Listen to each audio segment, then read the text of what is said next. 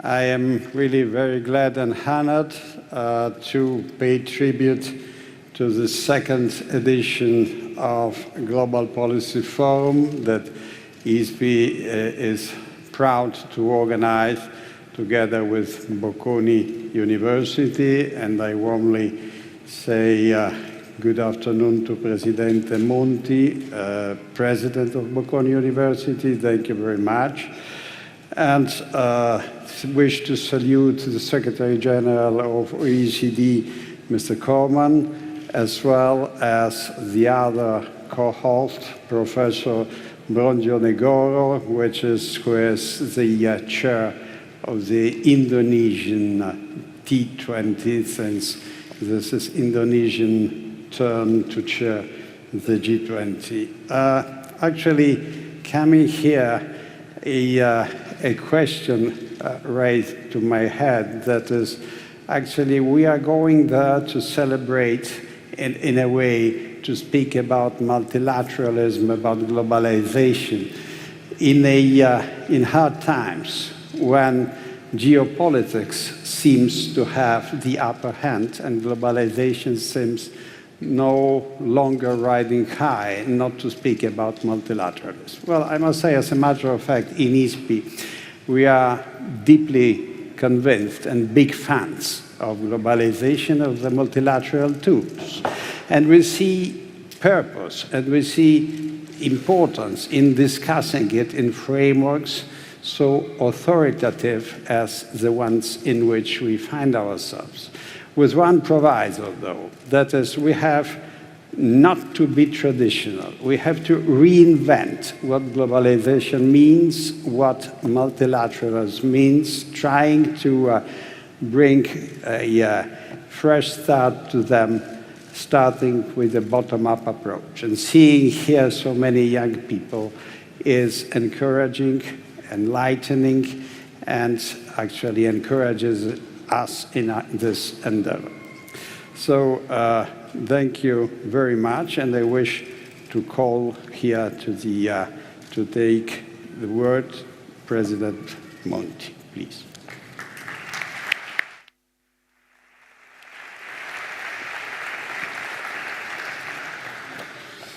Good afternoon, ladies and gentlemen. Also, on behalf of Rector Verona, I wish to welcome all of you to the Global Policy Forum and to Bocconi University. We are very grateful to our partners, ISPI, the OECD, and the Think 20 Indonesia, for having put together such a distinguished group of thought leaders, policymakers, and senior experts from all over the world. We look forward to listening to their analysis and policy recommendations concerning the major challenges facing the globe, from digital and green transitions to the war in Ukraine and to its tragic humanitarian, geopolitical, and economic consequences.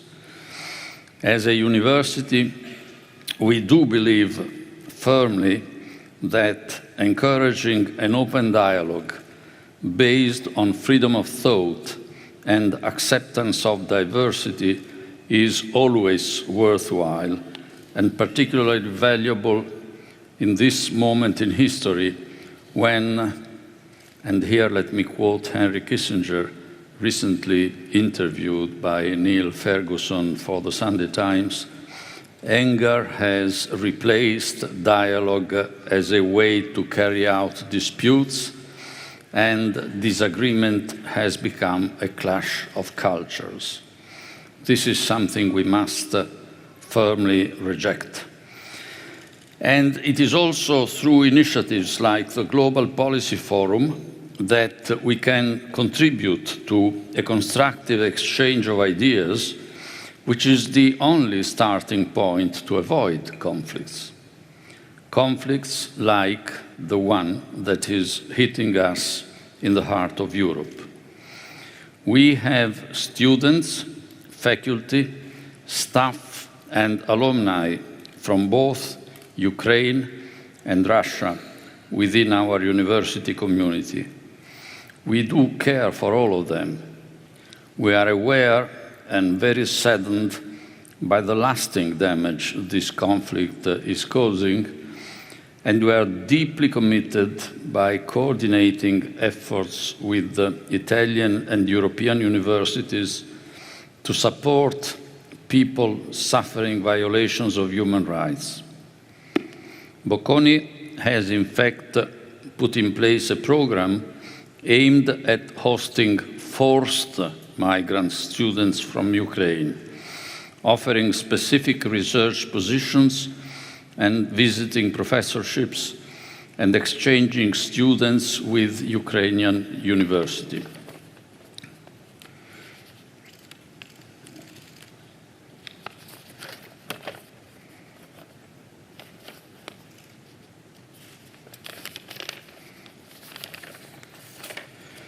In expressing our gratitude to the speakers and to all of you in attendance, and to Paolo Magri, who is the mastermind of this initiative, I am particularly honored to announce the video connection with the President of Ukraine, Volodymyr Zelensky. Welcome, Mr. President. It's a great honor and pleasure to have you today with us. Your intervention, Mr. President, today is both very focused and widely broad-based. Very focused because you are talking to Italy, a country with which you already had substantial dialogues. And as you will be aware, tomorrow in the Senate there is going to be a quite crucial vote on weapons support to your country. But your presence here today is also much wider based, not only because Bocconi is a multinational university with about 100 different nationalities of students and teachers, but also because of the partnership with ISPI, with the OECD, and with the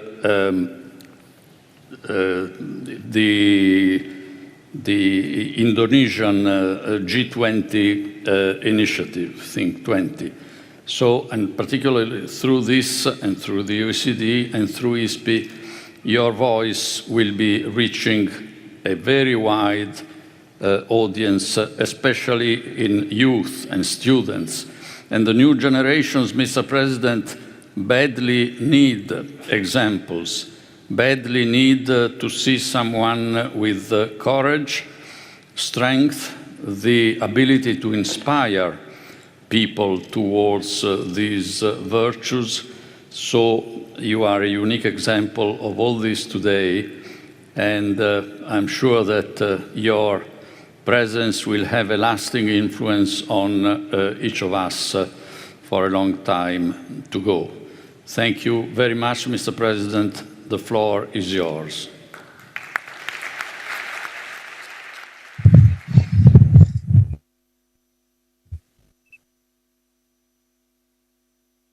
Thank you very much. First of all, I would like to thank Mr. Jim Masolo. I would like to thank you, Mary Munti, for inviting me, and I would like to thank for supporting our students, for the program and the support extending assistance to displaced students and our people. This is our future. We by no means want to lose it, and we do want them by getting your warmth and education experience to come back to our land. And thank you very much for preserving our future, our students. Now I would like to make an address to the participants of the forum. Dear friends, I'm grateful for this opportunity to speak to you today. Everything needs to be done today. It just happens so that today is the International Refugee Day. And since not so long ago, this day is a painful holiday for millions of Ukrainians, to be more precise, more than 12 million citizens. Can you imagine that? These are the people who, in the beginning of this year, had their house full security, their plans for future, and all of that was destroyed by Russian invasion. More than 12 million Ukrainians became refugees. They left their communities, they left their homes to search for safe space, safe haven at other territory, at least where Russian artillery will not reach them. More than 5 million out of these 12 have left the country, and they found refuge in abroad, in particular in Italy. I would like to thank again your people, your cities, your government and Prime Minister Draghi for the assistance to our people, first of all, women and children. That is extremely important. But what is our objective today? We have to make sure that refugees and displaced come back home, no matter where they look for the refuge and shelter. We have to keep them interested and capable of coming back to Ukraine. We can create a historic precedent. In the earlier days, when the aggressor was fighting against other countries, he was thinking that the Ukraine's back will be broken. But we have proven that it is not possible to break Ukraine. This is why it's a key moment for Ukrainians to come back, possibility to come, because Europe is going through one of the largest migration crises because of war in Ukraine. During several months only, 12 million people have left their homes. What was the last time this happened in the past? The only thing I can remember is the Second World War, and that was a deliberate act. 500,000 in Mariupol, 100,000 in Severodonetsk, 22,000 in Volnovakha. This is the population of those cities, but Russia destroyed everything there with artillery, with aviation and missiles. They didn't really were discreet in doing this, so that I can name thousands, hundreds of places that were destroyed and dozens that are still under threat. Now Russia is trying to pull back their forces, to organize their forces to occupy Kharkiv. We have deoccupied already, and they want to come back again, and that's 1.5 million citizen city. They keep bombarding the city of Mykolaiv, and there's almost 500,000 citizen city. They want to occupy Slavyansk, and it was 100,000 city before the war. Of course, we will do our best to stop the occupiers and to protect the people, but to do it faster, we need your support. We need modern weaponry, weaponry that would have better capability than the Russian weapons. And this is why I'm using so many emotions and times and efforts to convince all of our partners to transfer to us powerful pieces of weaponry. This is the matter of life and death. And the second question is economy. While Russian missiles are hitting our cities, it is not possible to have a normal economic life. Almost half of our economy, our economic system is not operational now. Just imagine what would it mean if half of the Italian economy would be blocked, in particular your industrial elements. None of the your countries would be able to stand against this without the support. When we are saying we need about $5 billion a month to fill the deficit gap, it's not about money, it's about the number of Ukrainians who would be able to continue living during these times in Ukraine. And the third item is rebuilding. We have to do everything possible so that after the victory, which will come undoubtedly, we could restore normal livelihoods in the areas where Russian occupiers were trying to leave only ruins behind. And this life should be so up-to-date and so safe that it would also hit the aggressor back. Not just sanctions, not just physical losses of Russian army in the battlefield, but the fact that life will be restored in Ukraine. Livelihood would be a priority. The fact that we can come back from ashes and the aggressor will be left with losses and degradation. Our goal is for this migration crisis in Europe, caused by the Russian war, of course, and only by Russian war, would become the last crisis of its sort, so that no any other aggressor in future could think that by using war instruments he could destroy the life of any European countries. So the weaponry, the financial support, and the rebuilding of Ukraine are three elements that have to trigger the change. But this is not all we need to do. Russian war against us have triggered also a global food crisis, and unless we stop this, 12 million displaced people will be just a drop in the sea when new migration processes will start. I just addressed the representatives of the African Union before this, and I was emphasizing the food security.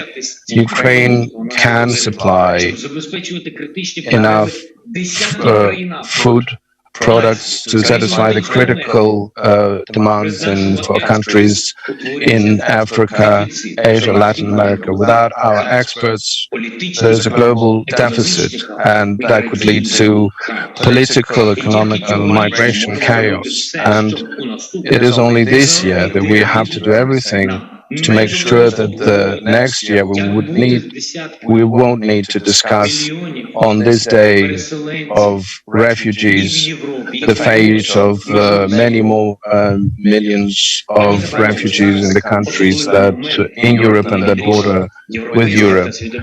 Today, the decisions of European politicians determine the future of many countries, whether we will have peace in Ukraine or not, and whether we will be addressing these challenges that we have talked today about. And I do want you to be very active. I'm very grateful to Italy for your principal position, but we do even more for Ukraine to win. I would like to repeat, weapon, financial support, and rebuilding of Ukraine are three elements that can make a difference globally. Thank you for your attention. Slava Ukraini.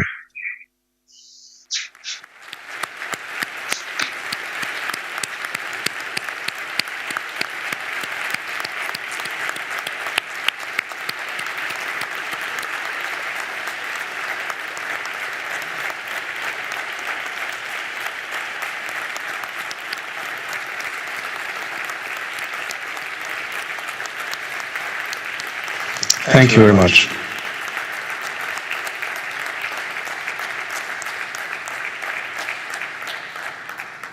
Mr. President, when we hear and see you speak, we see a man infusing strength to his country and asking the world to help protect that country.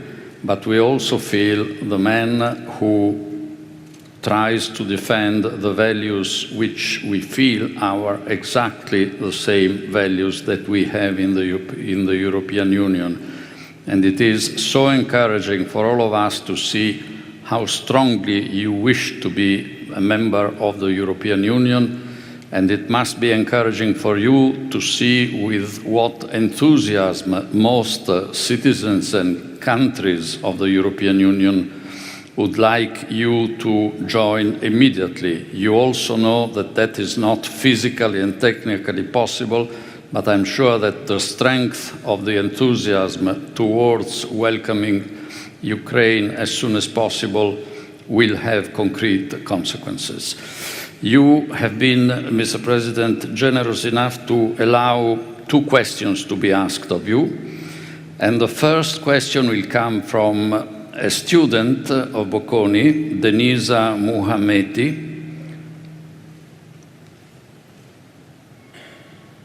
Yes, please.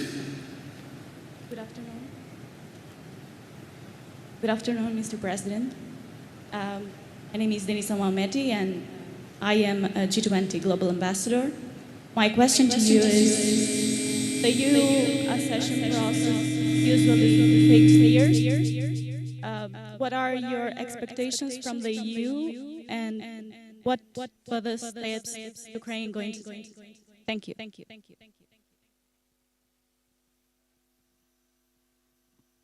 Do you wish to respond each of the questions directly, immediately, or should we get the second question first? As you wish. Okay, I understand your voiceless expression as saying, let's get also the second question. Okay, which is from Stefania Battistini, a journalist from TG1, the widest channel of national news in our country. Mrs. Battistini, the floor is yours.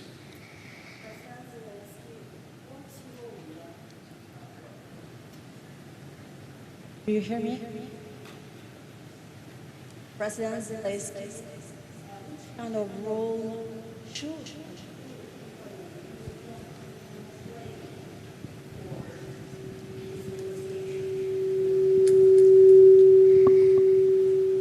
Were you able to understand? No.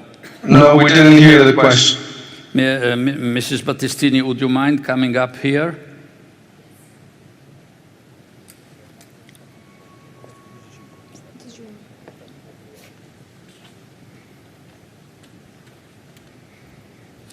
President Zelensky, we arrived in Ukraine 10 days before the invasion. Now I would like to ask you which kind of role should and could Italy and the European Union play in peace negotiations? Thank you.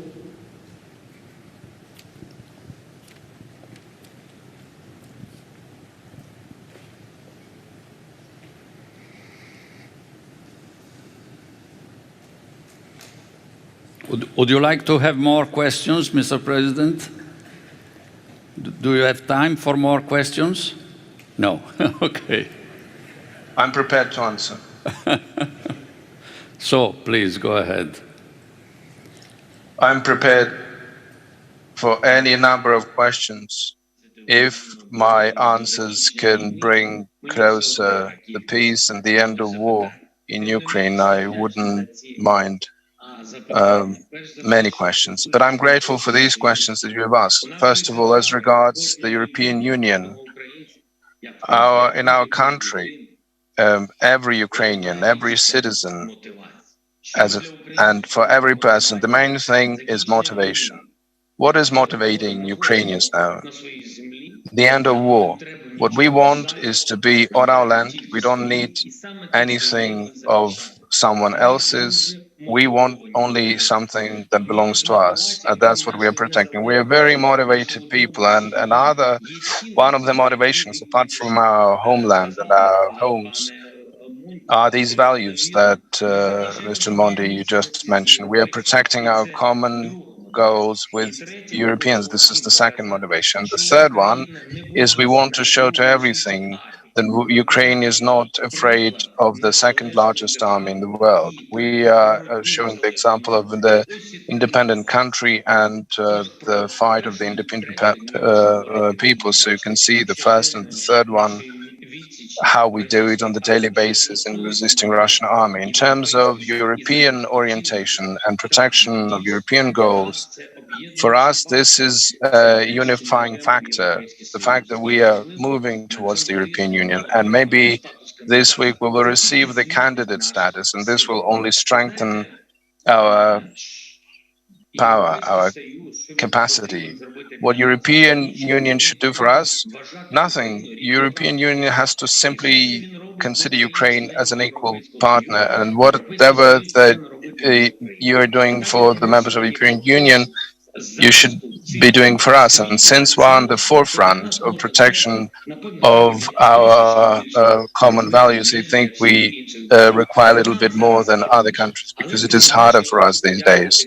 But nevertheless, I would like to thank the countries of the European Union who are fighting the sanction war against Russia, who are fighting a political war against Russia, and who are fighting by supporting our army with weapons. And what you said, that tomorrow this question will be considered in the Senate, that's an extremely important question of support to the Ukrainian army.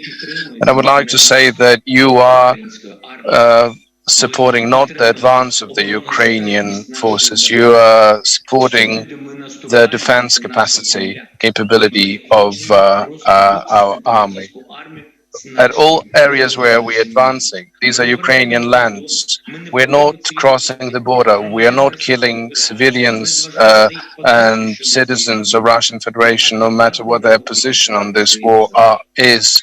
We are an adequate nation who want to be independent. So please support us in this. In terms of the second question, what role an Italy can play in terms of the security, what I personally can see is among the security guarantor countries in the nearest future, this is something that we will need to have in the circle of these friends and guarantors.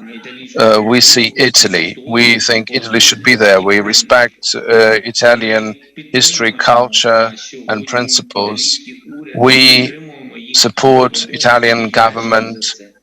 We welcome their assistance, and we are very grateful for this. And I think that the journalist who asked the question mentioned that she was in Ukraine 10 days before the war, and she asked what else can be done. Sometimes it is very important to say the truth, and in order to speak the truth about what's going on in Ukraine, sometimes it is worthwhile to find time and be present on the ground. So this is why I would like to invite you. You have to tell people what's going on, because the war is far from any single country, and to know what is going on during the war and what Ukraine is fighting for, sometimes you have to visit the place. So if you want to help us with your weapon, because journalists fight with words, you can come and see for yourself and tell the story to your beautiful people. Thank you very much.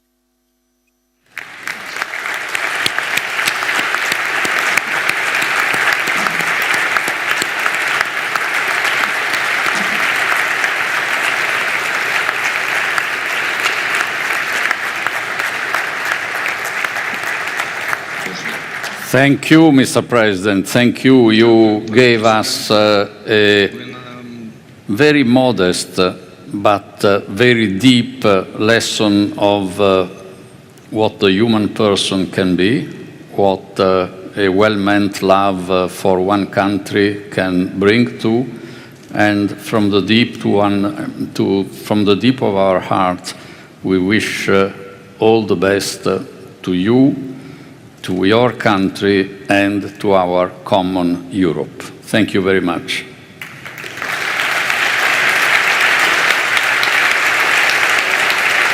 Thank you all. Good luck. Thank you for this opportunity. Goodbye.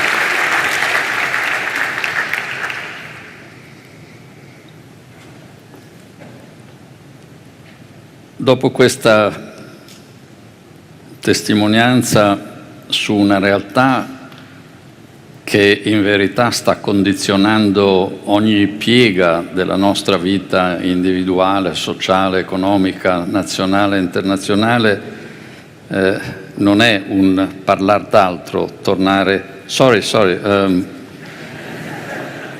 Thank you. Okay, after this touching message, and I will not go through what I was trying to say in Italian, we go to the analysis of our world and European scenario, by now with the ability to incorporate also emotionally what President Zelensky allowed us to hear directly.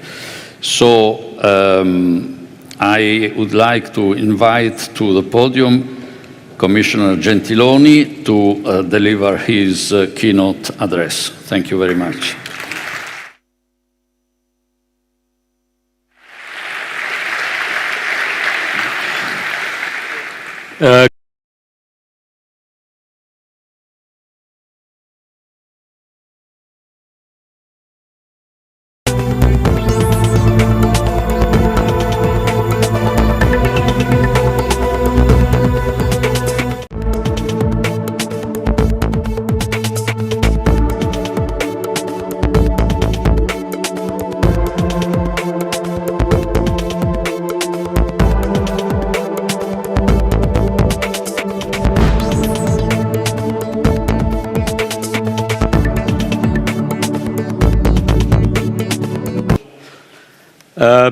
Dear students, great pleasure to be here after having heard the words of President Zelensky, his call for the possibility for refugees to return back to their homes, his call for resistance, his call for support, and for our support. The Italian support, the European support in rebuilding Ukraine. I think this was really a great moment to open this global policy forum. Last time I was here at Bocconi, it was at the beginning of February, and we were discussing how the post-pandemic recovery was going on with a completely different mood, very optimistic mood at the time. Now, Russia's reckless war in Ukraine has sent shockwaves all over the world. We are facing an energy crisis, food crisis, and a cost of living crisis. So as you know, inflation has reached levels we had not seen in decades. My generation knew inflation, but several generations that are here in this room did not have an experience with high inflation. Forecast for global growth has been lowered sharply. Food shortages and droughts are threatening large parts of the developing world, putting the achievement of sustainable development goals at risk. And in the midst of all this, we still have to cope, and please don't forget this, with the climate crisis and perhaps also with the global pandemic. So these are global challenges. No single country can tackle them on its own, and they require global solutions. This is why this forum is so important. Rescuing the global economy requires carefully calibrated and coordinated policies. The overall focus must be on providing humanitarian relief, supporting the most vulnerable groups, and laying down the conditions for sustainable growth. G7 and G20 remain key fora to drive forward a coordinated international response. At our level, the EU, we have announced an unprecedented package of macrofinancial assistance to support Ukraine's short-term financing gaps and the longer-term reconstruction effort. Yes, we are ready to continue to support Ukraine. And this week, Ukraine should become formally candidate to join the European Union, as the Commission proposed last Friday. And all of us know, having seen what happened in Ukraine in the past years, the demonstration with the European flag, where the political environment for Ukraine, we all consider how important to be a candidate for the European Union will be. We have also made clear that our debt and deficit rules in Europe will remain on hold for 1 more year. This will allow national governments to take targeted measures to cushion the impact of high energy prices and support the integration of refugees. Finally, we are continuing to push forward with the implementation of the National Recovery and Resilience Plan and the Next Generation EU. Now these plans have a new element linked to our goal of quickly reducing our reliance on Russian fossil fuels, and to do so by being even more ambitious on the transition to a green economy. Russia's invasion has been a game changer, not just for Europe's energy policy, but also for our common defense and for future trade relations. Today, talk of deglobalization is rife. I find this misleading, honestly. Rather than deglobalization, I believe we will see changing pattern of globalization, making globalization more secure. Economic integration is a source of strength. It is, after all, the main driver behind the EU's economic success. So while we must isolate those who seek to weaponize this economic interdependence, we must also continue to push for an open, rules-based, multilateral trade system and work together as an international community to address our common challenges and build a stronger, greener, fairer global economy. Thank you, and happy to take a few questions if you have.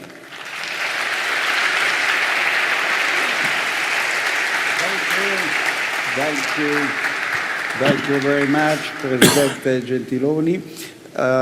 We have roughly 12 minutes and 4 questions. Actually, short questions to allow longer answers.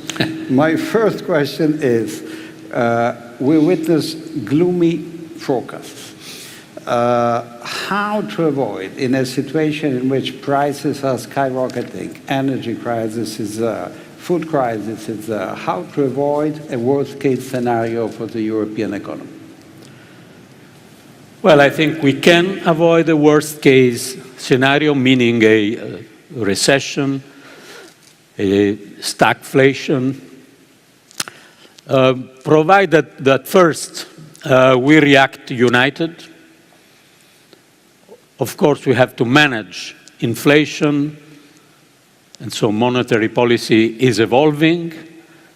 Of course, we have to change also our fiscal policies in the sense that we can't anymore provide universal support as we were providing during the pandemic crisis. We should make this support much more selective.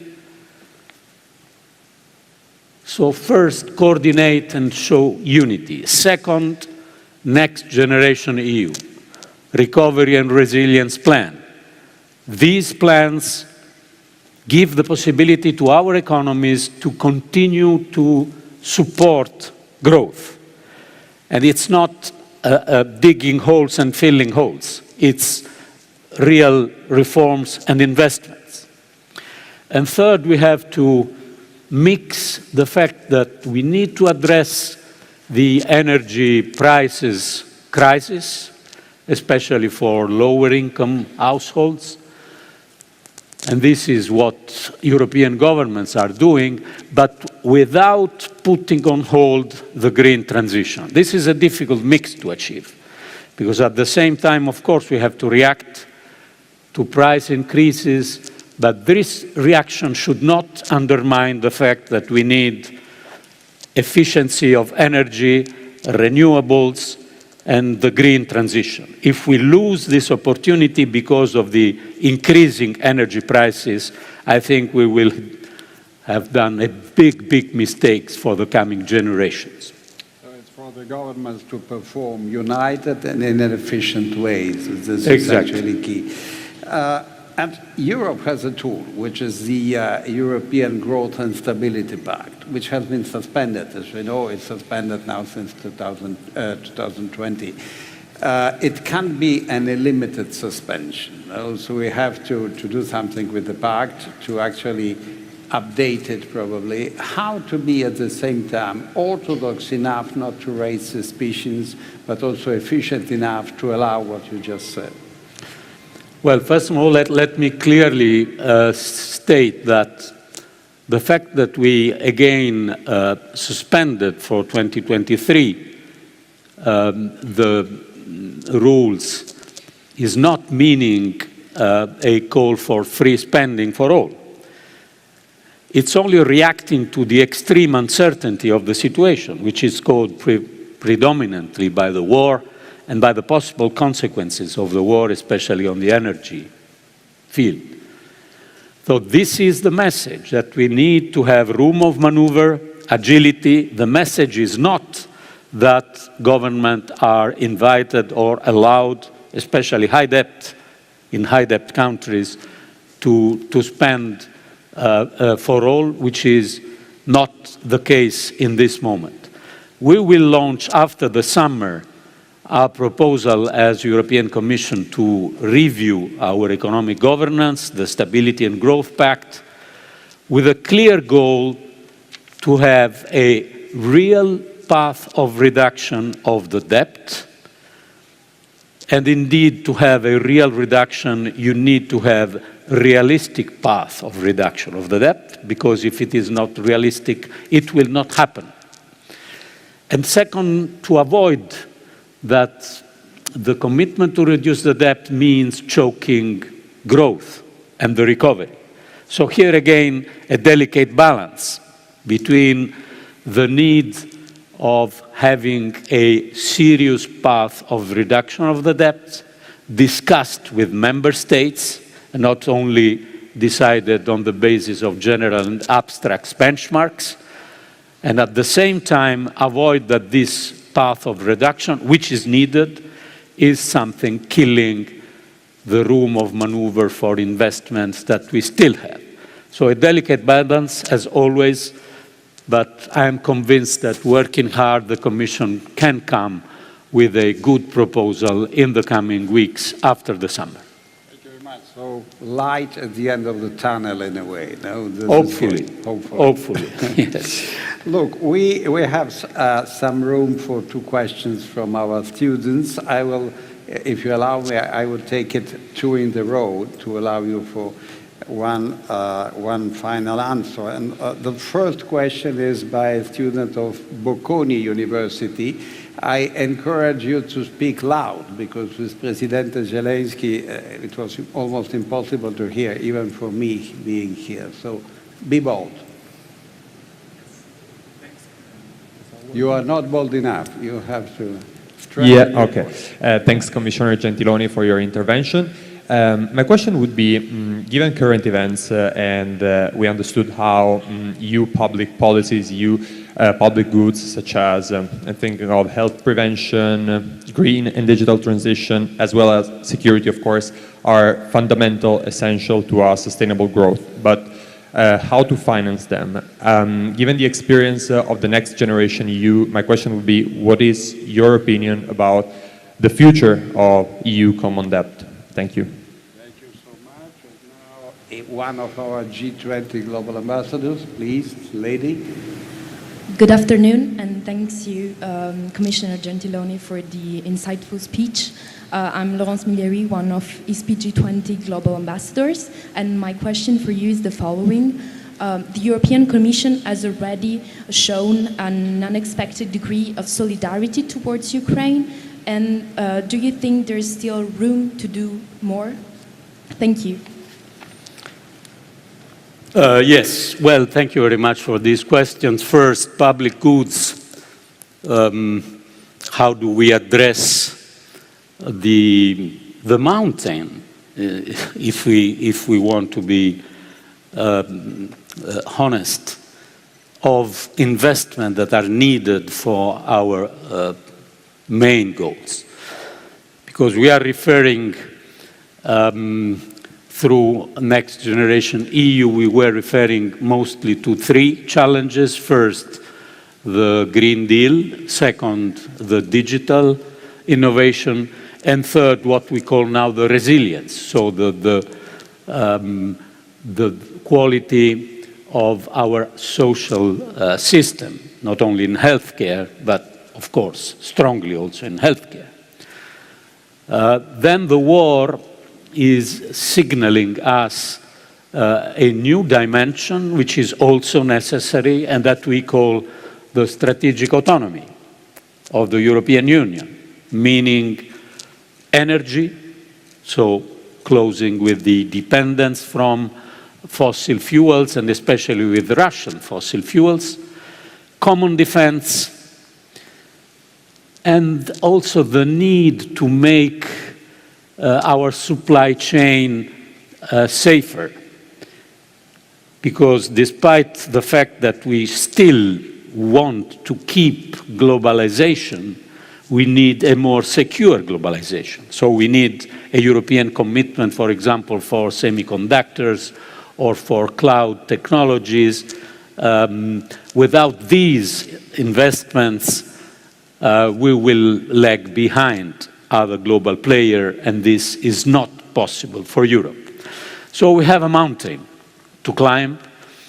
My services estimated, for example, only for the green and digital transition, a need of 650 billion additional investment per year until 2030. Every year, 650 additional per year, every year until 2030. Of course, most of these investments should be and will be private investments. And the role of the European Commission is to contribute to establish the rule of the games. We have the taxonomies for private investors and a series of tools to encourage private investment. And you know very well that there is a lot of availability of investing for purpose in the private sector. But at the same time, part of this mountain should need to be climbed also through public investment. Part of this is Next Generation EU, the National Recovery and Resilience Plan. Do we need a permanent fiscal capacity in the European Union? Well, there is a big discussion about this. I think that this is a strategic horizon for the European Union to have a stable central fiscal capacity. It's not for tomorrow, probably, but the success of Next Generation EU, if it functions well, I think will be the basis to have new initiatives, putting together common resources for common goals. So we have the discussion on the rules, but we have the need to implement what we have, Next Generation EU. It's 800 billion euros of common money for common purposes, because again, as the European experience shows, if it works, it can be repeated. Perhaps not as it is, for different goals with different tools. On Ukraine, well, of course, we need to do more. We will do more. I would not underestimate the symbolic importance of the step that could be taken in this week by the European Council, if the European Council, I am quite convinced it will support our proposal for the Ukrainian candidacy to the European Union. you can say, okay, but what is this changing? I think President Zelensky was very clear in answering this question. This is giving an horizon to the Ukrainian people. We saw even people die in these years before the war with the European flag and supporting the European ideals. And this was extremely important for Ukraine. So I would not underestimate the symbolic value of this, but of course we need to do much more. Support now. They need 5 to 6 billion per month to fill the gap of their public finances. Their public finances are working. It's impressive, but it is working despite the war. So they need to fill the gap. This is not only European Union, it's for the global community to help. And they need reconstruction. And we will propose a framework, a platform, a common tool for all countries to contribute to Ukrainian reconstruction. And I think that each time we hear the Ukrainian representative, and especially President Zelensky speaking, we understand how huge is this responsibility for us. So joining the European Union gradually, it will not be something that will be reached as a conclusion in the coming months. It will take years, but it is the achievement of a cultural, political, valorial goal for the Ukrainian people. At the same time, we have to support their reconstruction and also to support their resistance. Let me close on this. I think the President was very clearly saying what the support on weapons they are asking is for, is to protect their country, is not to attack, invade other countries. And if we are serious on this, we can't be reluctant, we should be committed. And I'm sure that the European Union will continue to be committed. It will be a challenge because someone will try to use the difficulties of our economy, blaming support to Ukraine, blaming sanctions. I think we should blame the Russian authorities who initiated this war. Not the victims, not the sanctions, but the Russians.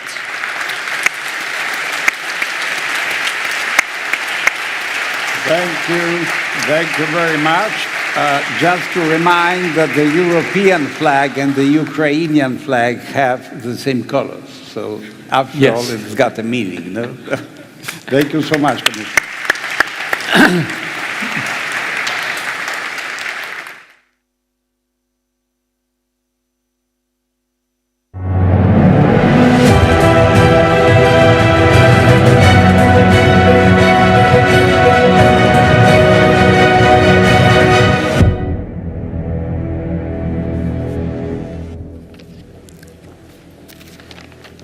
We have just heard from President Zelensky what is the situation on the ground, the evolution of the war, but he also mentioned the widespread effects, the implications of the war.